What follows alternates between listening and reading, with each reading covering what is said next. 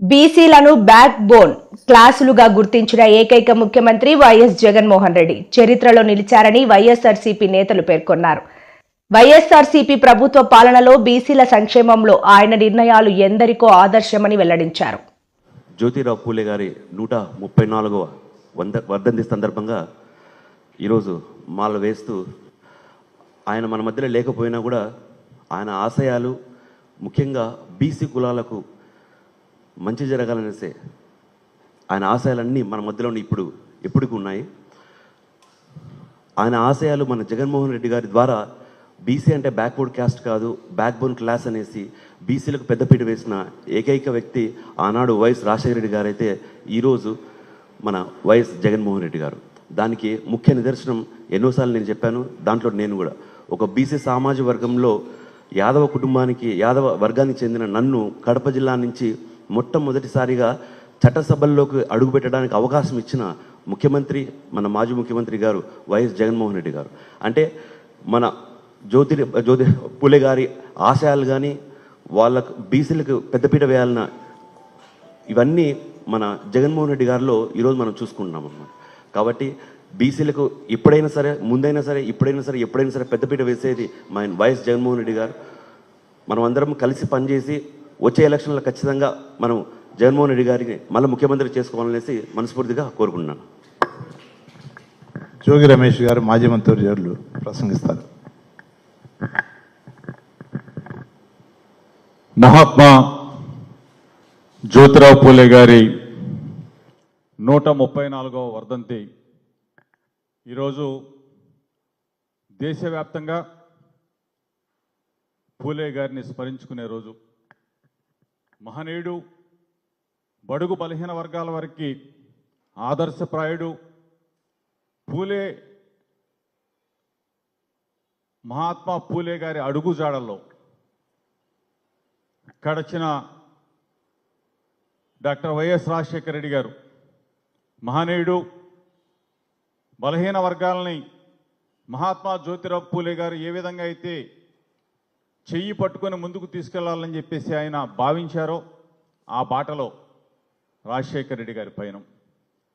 రాజశేఖర రెడ్డి గారు బలహీన వర్గాలకి అండగా ఉండి బలహీన వర్గాల్ని మన రాష్ట్రంలో ముందుకు తీసుకెళ్లే క్రమంలో ఒక మహోన్నత వ్యక్తిగా ఆ మహనీయుడిని చెప్పుకోవచ్చు.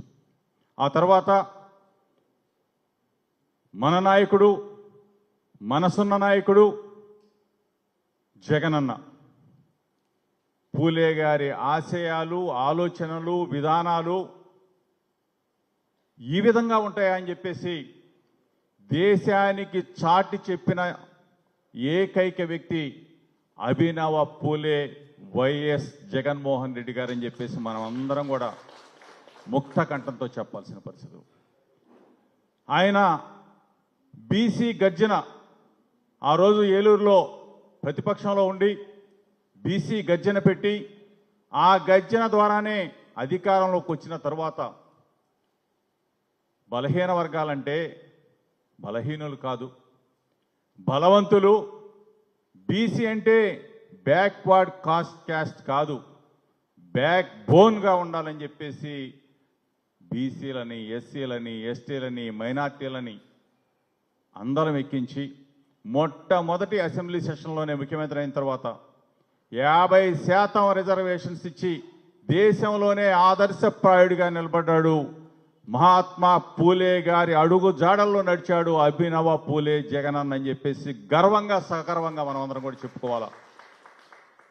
25 మంది మంత్రులుంటే 17 మంది మంత్రుల్ని బీసీ, ఎస్సీ, ఎస్టీ, మైనార్టీలకి పెద్దపీట వేసి జగన్మోహన్ రెడ్డి గారిలాగా మేము కూడా చేయాలని చెప్పేసి ఇతర రాష్ట్రాల ముఖ్యమంత్రులకి వారధిగా నిలిచాడు జగనన్న.